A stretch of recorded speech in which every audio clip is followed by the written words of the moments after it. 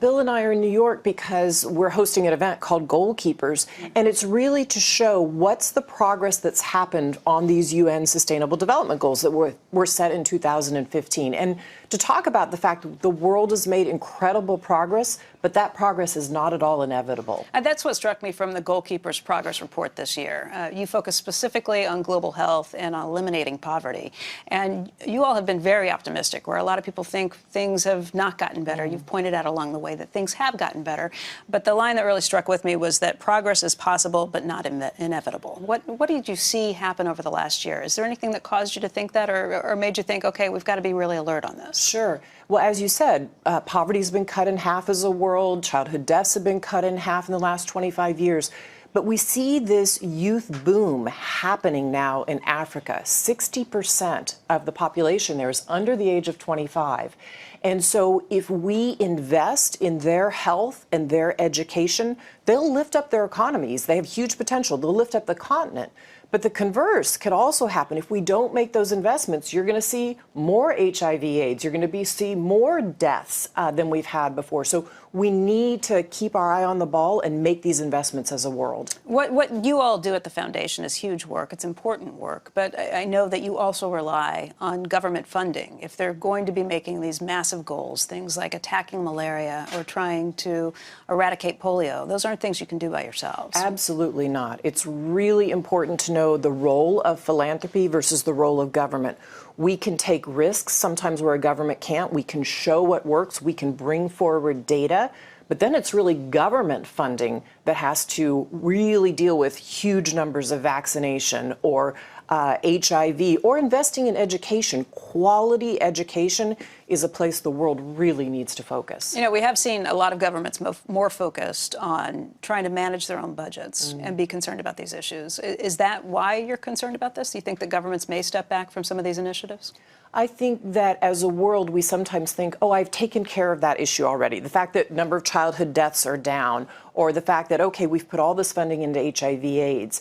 But what we need to say is that the world, the high-income countries, need to keep doing that. South Korea used to receive aid, and then eventually it became a middle-income country, and then it was on its way, and we stopped funding it, and it now helps fund the rest of the world.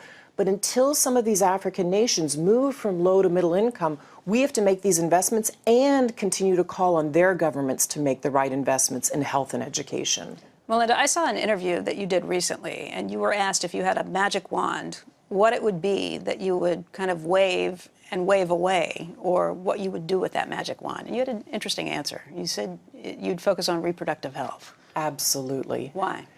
Because when women have access to contraceptives and they can choose when and if to have children, it completely changes their lives and it changes their families' lives. We know from great data all over the world now that once women can make that decision, she can lift her family out of poverty, literally. But conversely, if you don't give her that tool and you don't give her education about it and give her access, you keep her in a life of poverty. She's destined to a life of poverty.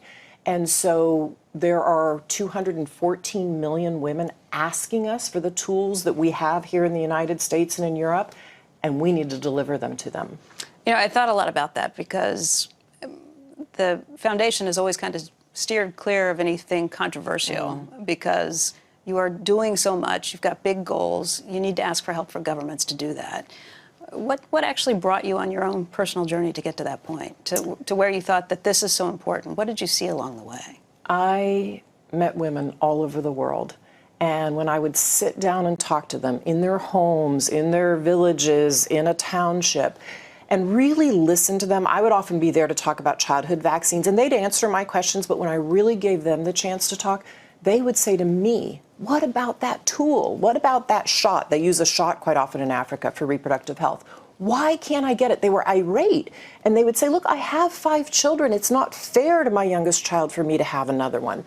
And so finally listening to the women and then coming back and looking at the data, I thought, you know, I can't shy away from this issue. Somebody has to answer those cries, and somebody has to rise above the politics and say, this is important. This has to be on the global health agenda. Was that a struggle for you personally? Because with your own background and upbringing, that wasn't necessarily something that you thought growing up, right? You bet. I'm Catholic. Yeah. And I had many discussions with my family, my immediate family, my parents, my siblings. I had discussions with former priests and nuns. And at the end of the day, I decided I use these tools. I counsel all 3 of my children, my son and my 2 daughters, to use these tools to know about their bodies and know about them. And I thought, I have to follow my conscience. You know, women's babies are dying because they're coming too quickly. And the women's bodies, they can't sustain what's going on. How can I not answer those calls? So at the end of the day, I had to wrestle with my conscience, and my conscience says this is the right thing to do. Let's talk a little bit about another initiative that I hadn't realized until very recently you were doing.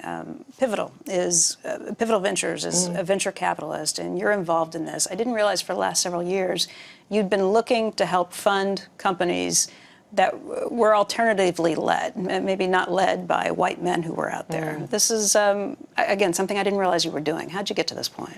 Yeah, so I founded a company called Pivotal Ventures in 2015. And really the point is, again, as I traveled the world, I had to ask myself, is there anywhere in the world that we have true equality for women?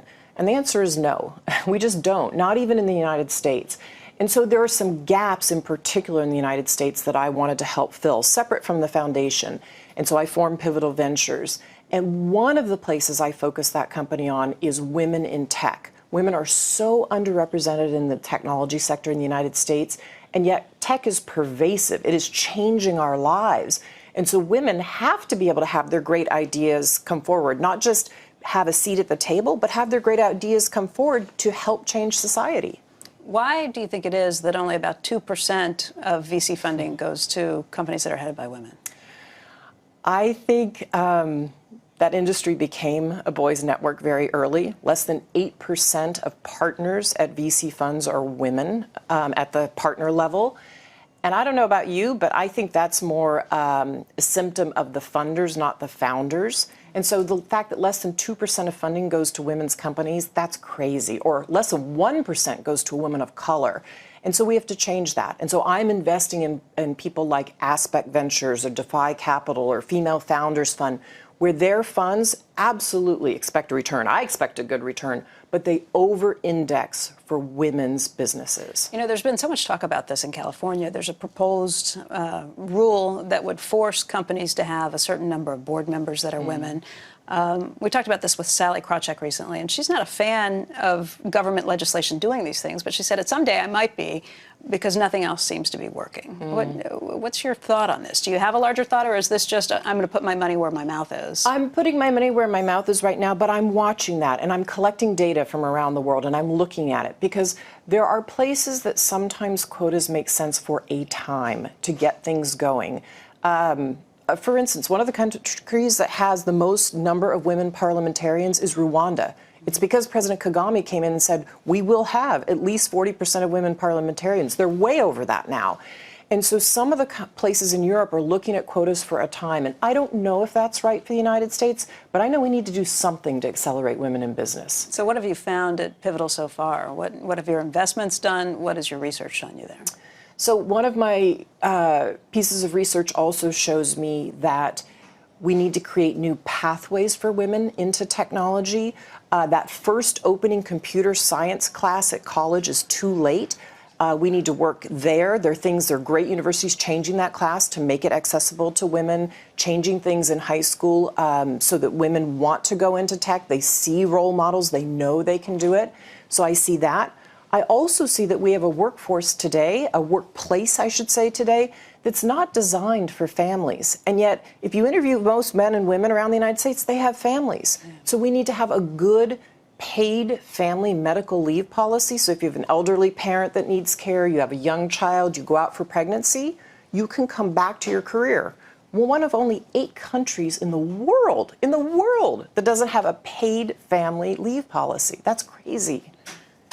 I don't know if everyone knows your background from before, where you went to Duke, you went to the Fuqua School of Business, you worked at Microsoft and headed up a lot of initiatives there.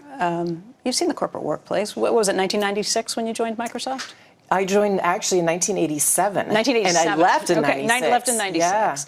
So you've seen this for a long time. You have your own experiences that you can kind of fall back on. This is what women around the country are kind of watching right now in this Me Too movement. We see changes taking place. Do you think that this is taking place across corporate America? And where do you think we are on this journey? I think it's spotty right now. I think there are places where we are moving forward, and I think there will continue to be a pushback where there'll be places where people will try to roll back the progress. The thing that makes me optimistic, though, this time that's very different, if you interview women who are over 60, and then you interview younger women and you look at the generation in between, this younger generation is about bringing all women forward. There's a lot of guilt from women who are over 60s. They say, I made it, I assimilated, but I was kind of one of one.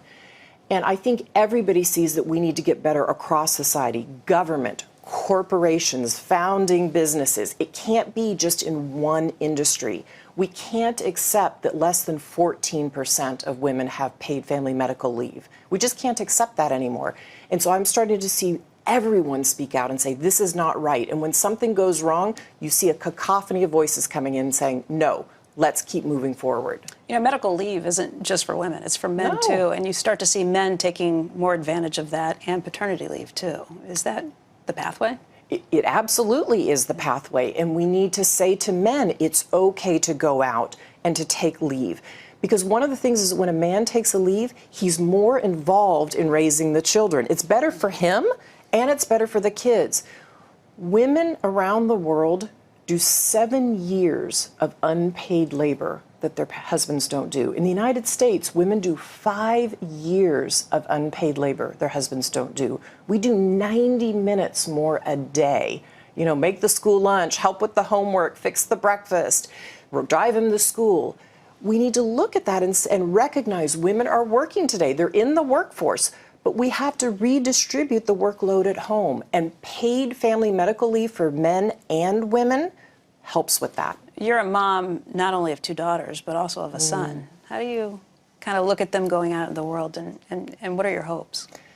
My hopes and dreams for my kids are that they reach their full potential and that anything they want to do, they can do, and that they end up in an equal relationship. And I'm incredibly proud of them. My son allows me to call him a feminist. He believes in women having equality. My daughters believe in it too.